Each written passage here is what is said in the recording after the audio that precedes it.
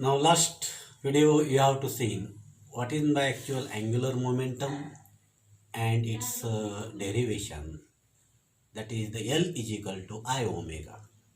The next video you have to see what is torque, its definition and its derivation also you have to solve in details and in simple language, that is tau is equal to I alpha, and you have to see also angular momentum and torque in vector form.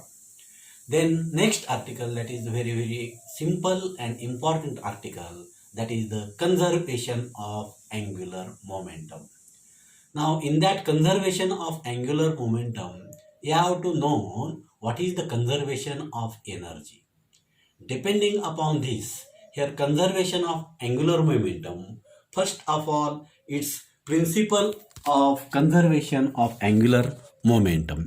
Now, first statement, it is the very simple statement. First of all, I read this statement and then next explain. If the external torque acting on the rotating body is zero, then the angular momentum of the body remains constant. Or if no external torque acting on the body becomes equal to zero, that is also a secondary statement of the principle of conservation of angular momentum. Or total torque act on a body becomes equal to constant, that is also statement for the conservation of angular momentum. How it is proved? You have to know simple mathematics. Now, proof of the conservation of angular momentum as like this. You consider a figure or rigid body as like torque you have to see, or as like in angular momentum. Consider a rigid body rotating with constant angular speed, that is omega. Omega is the angular speed of the rotating body. Let body is made from large number of particles having masses m1, m2, mn, placed at the distance r1, r2, rn respectively from the axis of rotation. This is the explanation for the rotating body. After this, you have to start our actual mathematical part of the conservation of angular momentum. You have to prove this theorem or principle in different ways or in two ways. To your consideration for your textbook, from textbook you have to prove as like this. Consider one such particle of mass m1 and is at distance r1 from axis. For this particle, let the torque is tau, vector p is the linear momentum, then its angular momentum is given by vector L is equal to vector R cross vector P. What is this mathematical form? This is the moment of momentum. That is the second definition for the momentum, that is the angular momentum. Therefore, vector L is equal to vector R cross vector P. Mathematical form you have to write down moment of momentum, that is the vector product of vector R cross vector P. Therefore, vector L is equal to vector R cross vector P. Now, this relation you have to differentiating, or this equation, differentiating this equation with respect to t, we get d vector L by dt is equal to vector d by dt vector R cross vector P. Now, how to this solve? Next term, by using derivative, its chain rule, that is the vector dl upon dt is equal to vector R cross vector dp upon dt plus vector dr upon dt cross vector p.